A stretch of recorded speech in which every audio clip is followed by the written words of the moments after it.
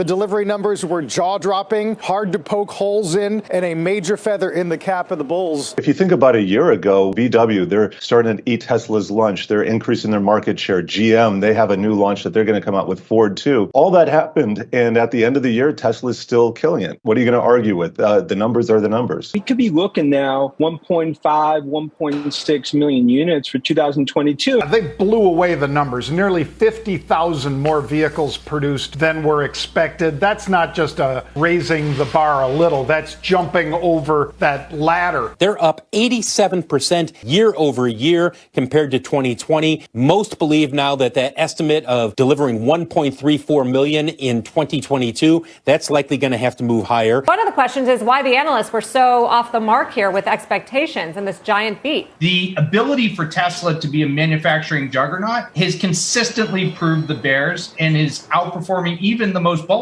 of us. Numbers, I think, across the board are going to have to rise. Deutsche Bank, JP Morgan, RBC, they're all out raising their estimates for the fourth quarter. I thought it would be strong, but that was really pretty shocking. I think everybody was surprised by it, or else we wouldn't have seen the 14% move today. Tesla stock just had its biggest day ever, up $143 per share, or about 13.5%, closing at almost $1,200 per share. So huge congratulations to all the Tesla stock hodlers. In this video, we'll take a look at Tesla stock and I'll share what I think happens from here. We'll watch the mainstream finance media busting their nuts left, right and center over Tesla's blowout Q4 results. We'll hear from a bunch of Tesla stock analysts who are absolutely blown away by Tesla's stunning delivery results. I'll talk about the implications for Tesla's Q4 earnings, which are just around the corner, and I'll shamelessly plug my Patreon. Check out the card in the corner or the link in the pinned comment. Sign up, gain access to over 100 exclusive videos, plus exclusive access to my Tesla price targets out over the next 10 years, and a bunch of other perks. So join now, hit the link in the pinned comment.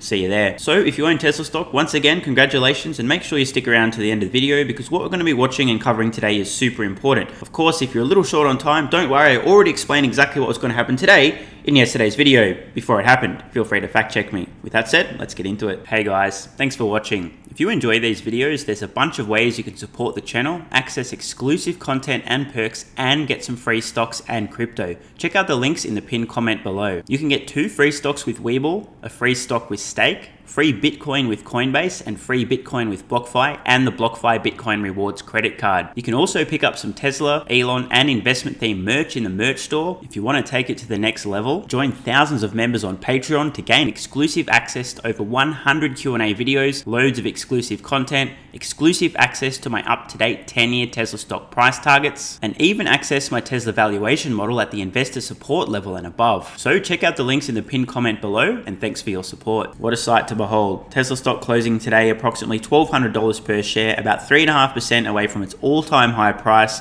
up $143 per share, over 13.5%. Stunning result. Biggest ever single gain in dollar amount in the history of the stock. Probably the biggest ever market cap gain for a company in a single day as well. Just to provide a little bit of context, I zoomed out to the Tesla stock price chart over the last 1 year and see this crevice here, this gigantic collapse in the stock price. That was Elon selling. And maybe you noticed I was banging the drum every fucking video, every day. Hey guys, stock shouldn't be down. It's just because Elon's selling. Doesn't make sense. Fundamentals haven't changed. Q4 is going to blow everyone away. This gigantic gap called opportunity. Buying with every spare cent. Here's proof. Here's all the transactions. And well, aged well. Tesla stock was down more than 25% at its worst during this time. And now Tesla stock has effectively regained everything lost over the past 2 months. And spoiler alert, we ain't done yet. For the 420th time, if you'd like access to my Tesla stock price targets out over the next 10 years, including in 2022, my bear case, base case, and bull case, all above where Tesla stock closed today, check out the card in the corner or the link in the pinned comment, and if not, well, don't say I didn't try to warn you. So sit back, relax, grab some popcorn, and enjoy the show. We're now going to watch some of the glorious reactions in the mainstream finance media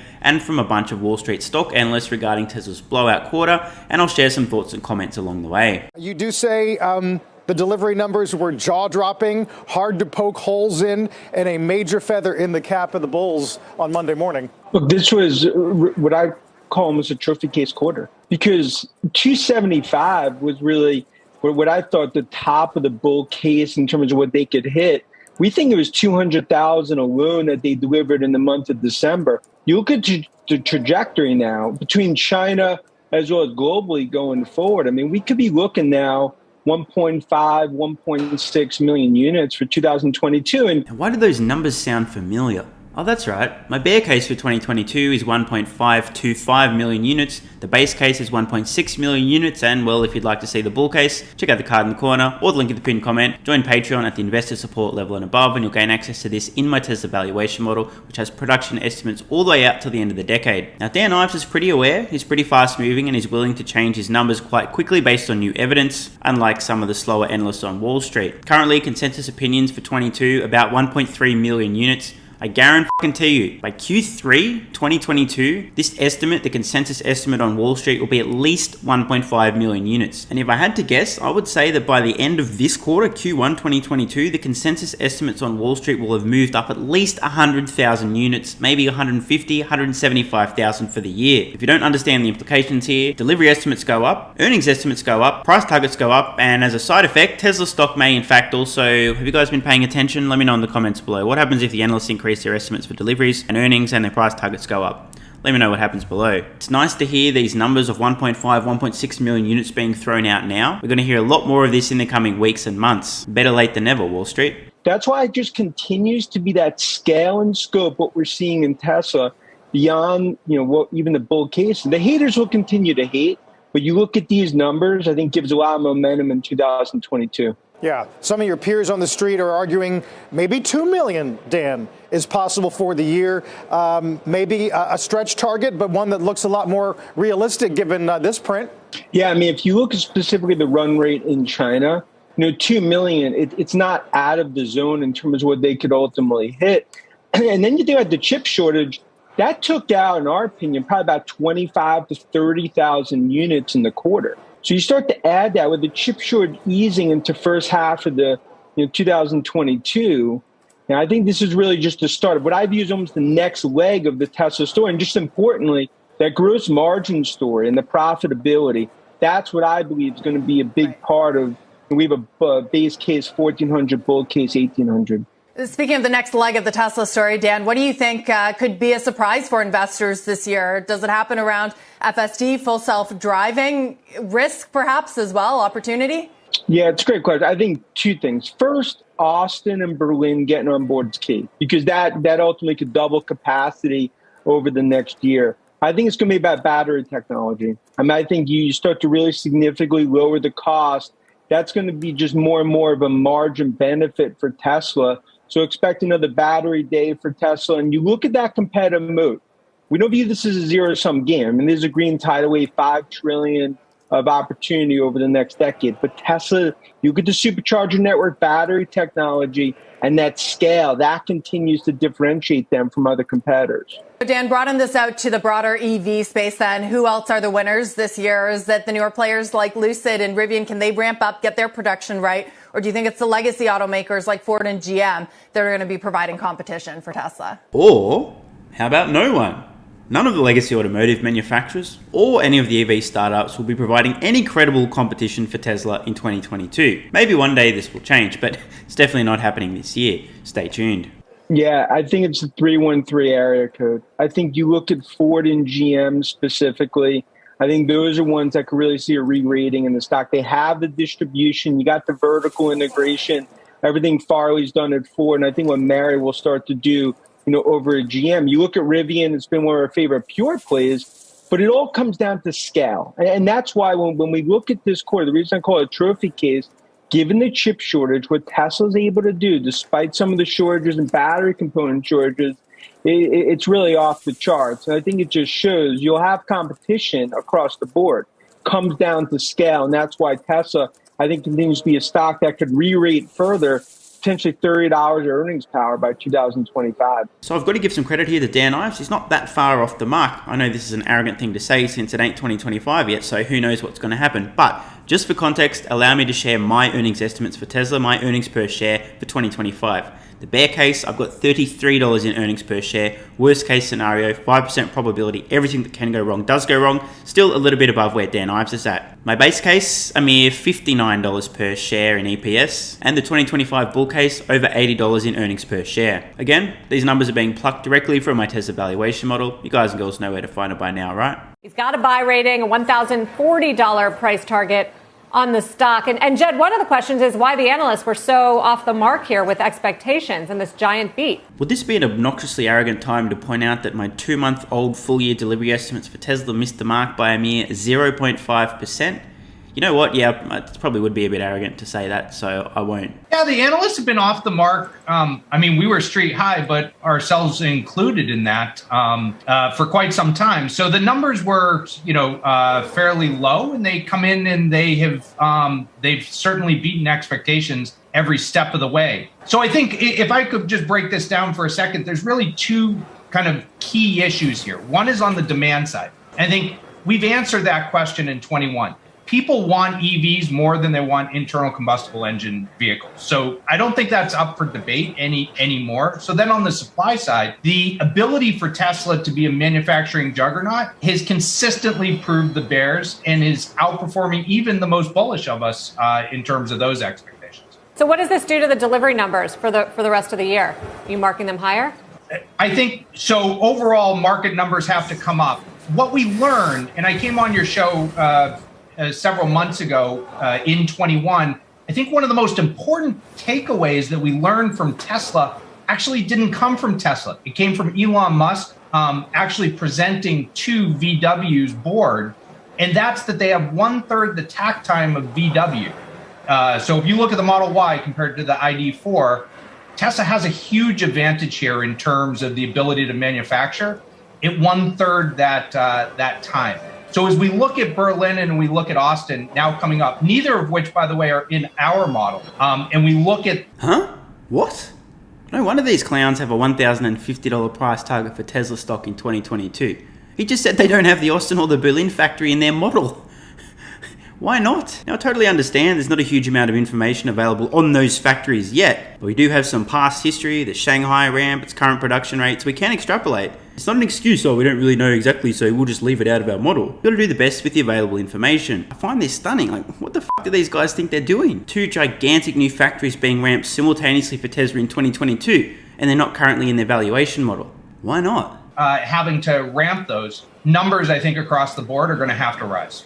Jed, are either traditional automakers or the kind of new Teslas, if we want to call them that, the Rivians and Lucids of this world, the real threat to Tesla's share price over the next 12 months? Or is it really market multiples and whether people alter what that should be? Yeah, I mean, overall, if we were looking from a pure stock perspective, I think the market and what the macro is going to have a bigger influence than looking at newcomers into the marketplace. Now, longer term, I think that looking at the competitive environment probably has a more meaningful impact. But remember, Tesla went through a lot of bumps in the road before they were able to enjoy the success that they're now enjoying in terms of size and scale. And it's, other companies are going to have to go through that learning curve as well. Yeah, they blew away the numbers. Nearly 50,000 more vehicles produced than were expected. That's not just raising the bar a little. That's jumping over that ladder. That's not just stepping across a ladder that's laying down on the floor. The numbers were fantastic. The fact that somebody jumped in today and bought $41 million worth of the 1,200 calls that expire this Friday. They've already made money on those calls today, Scott, but they're obviously looking for a lot more upside than what we've seen so far today. We have another day like today. The $41 million investment might go to $100 million plus if we top 1,200 on Friday. We are also watching shares of Tesla this morning. The company reporting a record number of deliveries in the fourth quarter and beat analyst estimates for the full year. Phil LeBeau joins us on this first workday of 2022. Phil. Andrew, just reading through some of the analyst notes that are coming in early this morning, look for all of the analysts, almost all of them, to be raising their estimates at least for the fourth quarter and also for 2022. Who could possibly have known ahead of time before Tesla posted their Q4 delivery results that after their Q4 delivery results, all the Wall Street analysts will be raising their Q4 earnings estimates and their 2022 delivery and earnings estimates? If only somebody could have predicted that ahead of time, they probably would have bought with every spare cent before the numbers came out. That's because when you take a look at the numbers for what Tesla reported in the fourth quarter, far beyond what people were expecting. 308,600 vehicles. The estimate was for 267. Look, the most optimistic analyst expectation I saw was 295. So they surpassed all of that. For the year, well above expectations, delivering 936,132 vehicles. By the way, almost all of those vehicles were Model 3s and Model Ys. So as you look at their annual deliveries, this chart says it all. They are on the door, knocking on the door of surpassing 1 million in annual deliveries, up 87% year over year compared to 2020. They are targeting 50% annual delivery growth. By the way, the analyst consensus right now is for 2022 deliveries to be 1.3 million. Expect that to go up either today or in the next couple of days. Remember, they've got the Texas Gigafactory. That is expected to come online any day now and potentially start deliveries here in the first quarter. They're also expecting the same thing with Berlin, though it's a little bit behind Texas, but deliveries are expected to start in the first quarter or early second quarter.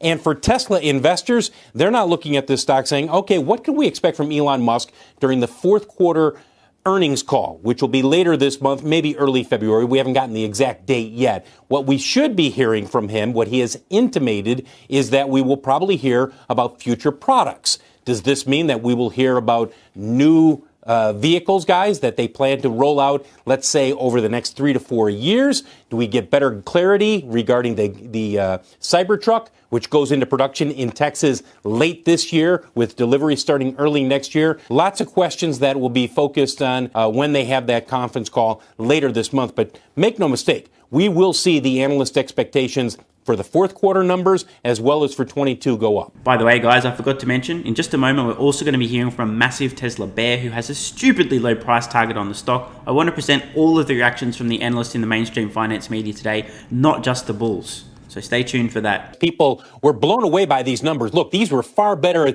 than almost the most. I'm everybody on Wall Street. Let's be honest about this. I took a look at the estimates going into the fourth quarter, and the most optimistic was for 295,000 vehicles to be delivered. Look, they delivered 308,600 in the fourth quarter, way above the expectation. 2021 easily blew past the expectation of not even hitting 900,000. Remember, their target was to increase by at least 50% per year. And they have easily done that. They're up 87% year over year. Most believe now that that estimate of delivering 1.34 million in 2022, that's likely going to have to move higher. And as you take a look at what the analysts are saying this morning, they're all talking about the deliveries and how much they were impressed with the fourth quarter and what they're expecting. Baird said deliveries impressed again, capping a year that demonstrated the company's operational prowess. Remember when people said operationally, that's going to be the big challenge for Tesla? Bernstein out with a note saying impressive, particularly amid supply chain issues, but a $1 million valuation per car. Tony Sacconaghi still has problems with the valuation, and a lot of people do. He's not alone there. Wedbush coming out and saying a trophy case quarter with momentum building. That's from Dan Ives. Take a look at shares of Tesla. Remember, Deutsche Bank, JP Morgan, RBC, they're all out raising their estimates for the fourth quarter. We talked about that earlier this morning. I wouldn't be surprised if we see more estimates raised a little bit later on. Mike, the bottom line is this. Tesla easily blew away expectations, and now people are looking at 2022 and saying, okay, can they deliver 1.35 million? Can they deliver 1.4 million? How much higher do we have to bring our estimates for 2022 deliveries? Yeah, stock making up some ground. Keep in mind it came into today about 15% off of its all-time high, which is above $1,200. Thanks, Mike. I want to get down to the New York Stock Exchange where we welcome our friend Jim Cramer. Happy New Year, my friend. So much to talk about. Love to get your thoughts, though, on Tesla and whether you think this changes the dynamic from the perspective of being an investor in the company. Look, I think that Phil's right. I mean, when you get this kind of leverage where they ended up making more money and they obviously don't have the semiconductor shortage, the gross margins going up, then I can see, rather than what Tony Sacconaghi says, I can see that this is like another possible year of living magically. You do not value Tesla by the car. You value it by market share. And I think Phil has made a very impressive case to say that there really is no other company that is in its class. And because there isn't, then it's got a clear runway to be able to build a lot more cars and take share. And it's obvious that an EV is worth a great deal more than an industrial combustion engine. You know, you get this internal combustion, the ICE, they got to get rid of, they have to get rid of the business that Tesla doesn't even have. So I think getting rid of it and getting rid of the union workers involved with ICE is going to be very, very difficult. Great fucking point, Jim Cramer. Not only do legacy automotive manufacturers have to make compelling electric vehicles, something they've never produced before, a whole new type of technology that consumers actually want to buy at a reasonable price point with comparable features and functionality to Tesla, the market leader. Oh, and also figure out how to make them profitably at scale, which nobody else is currently doing. But they simultaneously have to sever all 4 of their limbs and jettison the internal combustion engine and all of the legacy carryover associated with that. Not only do they have useless robots, useless technology, useless engineers, but they also need to get rid of the archaic legacy dealer model, but they also have to completely reinvent their business models because currently the majority of the profits come from servicing vehicles that fall apart because they've got so many moving parts. In essence, legacy automotive manufacturers are going to be getting fucked from 4 directions simultaneously, and by the way, there's nothing wrong if that's what you're into, but in this particular case, it's non-consensual. And so I think that the valuation is not wrong. You look at the quarterly run rate, annualize it, it's 1.2 million. That's a lot of cars for Tesla. I still remember the days of reporting when Musk was on the line there, and he was calling it production hell. So Tesla's come a long way. A lot of that volume, a lot of the increase in that coming from Shanghai. You think about Tesla, where they've come, where they're going. I think it's instructive the way they really did not suffer the same chip shortages that everybody else did. And from what I've been able to glean, it has to do with the fact that their software engineers were able to rewrite code on the fly to I guess, repurpose chips and to deal with some of the outlier events. So if you think about it, you have a bunch of smart people in a room just kind of playing MacGyver with the most advanced car ever produced. And so they're able to make things happen. But I think it's a testament to the flexibility of Tesla and the quality of their engineers that they were able to get through that year and increase production by as much as they did. And if you think about a year ago, what were people saying about some of the more traditional automakers? Well, VW, they're starting to eat Tesla's lunch. They're increasing their market share. GM, they have a new launch that they're going to come out with. Ford too. All that happened, and at the end of the year, Tesla's still killing it. So what are you going to argue with? The numbers are the numbers. Brilliantly said. Global chip shortage and Tesla's ability to navigate almost seamlessly around this enormous issue was a really good insight for a lot of people who weren't aware just how agile, flexible, and smart Tesla's engineers are. And the second point there, also fantastic. Despite the so-called competition coming embarrassingly fast all over itself for the last decade, the numbers are the numbers. Tesla completely dominating, humiliating, and embarrassing all of the so-called competition. And guess what's going to happen in 22? 23, 24, 25, blah, fucking blah, blah, blah. The same thing. And now, as promised, time to hear from a Tesla bear with a $250 price target on Tesla stock. That's $250, not $1250, just for the record. Fair warning, this may be a little frustrating for some of you folks to watch. The number of incredibly dumb, moronic, and senseless things this analyst says, well, I've lost count. He currently has a neutral rating, but a share price target of $250, obviously well below the current price of around $1,200. Craig, good to see you as always. First and foremost, how surprised were you by that delivery number? I think everybody was surprised by it, or else we wouldn't have seen the 13, 14% move today. I thought it would be strong, but that was really pretty shocking. I remember not so many years ago where we wondered if they would do 40,000 units. And now they beat by more than 40,000 units. That's just an impressive result. And clearly with your share price target, Craig, of $250, you think it is going to significantly revalue to the downside. What is the trigger, the catalyst that leads to that? So the way that I'm approaching it is I have a neutral rating, right? I'm not calling for a sell. I'm not calling for a short. I'm very clear to say I wouldn't short it. I think they can continue to beat expectations. There's levers that they can pull for growth, both the mini car, the entry into India, things that I've been talking about for over a year, that are going to deliver upside versus analyst estimates over the next number of quarters.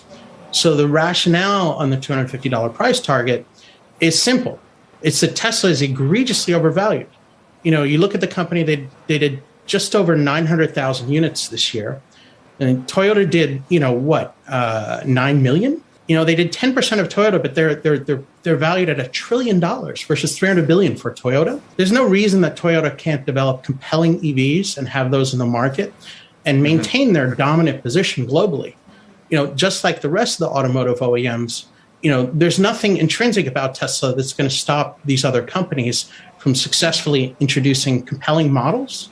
Yeah, nothing apart from their unassailable lead, which by definition means nobody's catching them. And that's why we've been ringing the bell saying 500 EV models on the road by 2025. Many of those are going to be very successful and very interesting to consumers. So just to be clear, Craig, you're not calling for people to sell. You haven't got a sell rating. So in fact, if that $250 price target was hit in the year ahead, you would be wrong because you're not telling people to sell the stock. Props to the anchor here. Great call. Craig Irwin obviously doesn't really believe in his price target. If he did, he'd be backing it up and suggesting people sell because Tesla's going to plunge to $250 per share, losing about $1,000 in value over the next 12 months. Let's listen to Craig rationalize this insanely low price target. What I'm saying is it's egregiously overvalued, and that I think that people are far better off. But you've got a neutral rating. So the neutral rating is saying don't short it. So you have a distortion in the market. Tesla's valued at more than the rest of the automotive industry combined. The increase in the share price today on an equity basis was almost equivalent to the combined equity value of both Ford and General Motors. That's shocking. These are iconic brands. These are iconic brands whose sales volumes and profits are going to absolutely collapse in the coming months, quarters, and years. Each facing imminent bankruptcy, it'll be an absolute struggle and a miracle if they survive the decade. So comparing their valuations to how much Tesla gained today, totally irrelevant. They're currently worthless. They have to prove otherwise. It's making actually far more money than Tesla that have, really interesting and I would say almost exciting electric vehicles coming to market. Really, there's 2 points. There's 2 points to make from this, right? One is demand is tremendous, but everybody faces the same demand. No. Demand for compelling, competitively priced electric vehicles that deliver the features and functionality consumers want is high. Demand for battery-powered steaming piles of shit is a little bit less certain. Both those conventional OEMs as well as the emerging OEMs that are all introducing electric vehicles. Musk has done a great job getting out front, but demand is fantastic. People want to own these vehicles. And I would say, actually, I think that there's another key point, which is the traditional automotive industry is probably underinvested. If you look at the valuation of Tesla at $1 trillion, a big multiple versus Toyota, which has an order of magnitude more sales. People have been overly focused on the wrong things. The last time it was sexy to work in the automotive industry is in the 1950s. And, in the last few decades, people have been talking about pensions and stranded assets and the benefits or impediments of union labor and distribution inefficiencies. These things all become irrelevant when you have compelling portfolios that deliver profitable vehicles that are what consumers want. Not quite following the logic here. Craig claiming that all the things that are currently and will continue to weigh down legacy automotive manufacturers financially, meaning they're less profitable, are no longer going to be relevant, presuming that they can produce vehicles people want to buy. They'll still be relevant. They still won't be able to compete with Tesla on profitability or margins, blah, blah, blah, because Tesla isn't burdened by those same legacy costs. And I think that there's no reason that many of these companies can be very successful introducing vehicles and having people buy them in the millions over the next few years. Tesla's obviously going to be in the millions pretty soon, which means there's a distortion. Tesla's overvalued. Would I short it here? No. I think he's got some tricks up his sleeve. I think Musk is a great CEO, and he's really transformed the automotive industry. There you have it, folks. One bear living in La La Land thinking Tesla's massively overvalued, but even he admitting this was a stunning quarter, huge numbers, and Tesla continues to impress with their execution. The finance media absolutely losing their minds over Tesla's numbers. So too the analysts. A bunch of extremely positive notes coming out of the Wall Street stock analysts today relating to Tesla and their blowout quarter. And yes, the next thing, huge increases in delivery estimates for Q1, plus for the full year in 2022, massive increases in earnings estimates for Q4, and for the full year in 2022, a wave of price target increases, and of course Tesla stock is probably going to react relatively positively to this news. So don't say I didn't warn you. Once again, congratulations to all the Tesla shareholders. Huge day, a record increase in dollar amount for the stock, $143 in a single day. And as I continue to remind everybody, we are just getting started. If you're feeling a little bit generous today and you'd like to support the channel and gain access to a ton of exclusive content, plus my Tesla price targets and loads of perks,